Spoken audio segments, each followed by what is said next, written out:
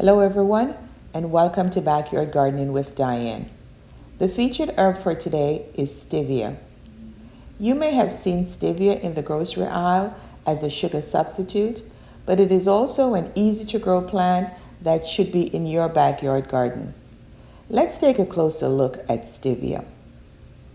The active compound in the leaves of Stevia is said to be 30 to 150 times the sweetness of sugar, according to Wikipedia. For decades, Stevia has been widely used in Japan as a sweetener. In the US, it is classified as a food additive or dietary supplement.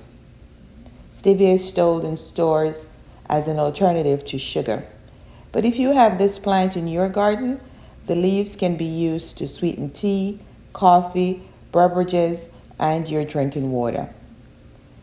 Consider exploring Stevia if you are diabetic.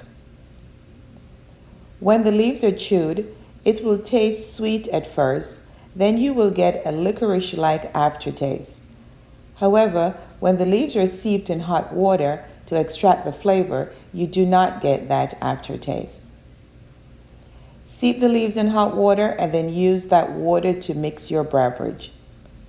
Combine the leaves with mint leaves, for example, when making tea, and steep them together. Add leaves to a pitcher of water kept in the refrigerator. Then every time you pour a glass of water, it will have a sweet taste. How is that for infused water? The leaves can be used fresh or dried. Harvest the leaves before the plant flowers, because the plant loses its sweetness once flowering starts. Flowering can be delayed by pinching the tops of the plants before any bulbs form.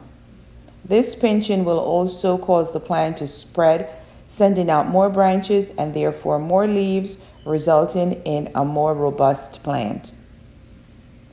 Here in Zone 8 in southeastern Virginia, Stevia will survive most winters outdoors.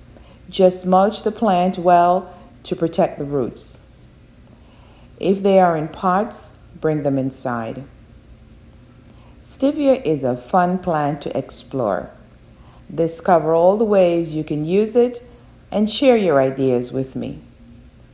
This has been Backyard Gardening with Dianne. Stay sweet, stay safe, grow Stevia.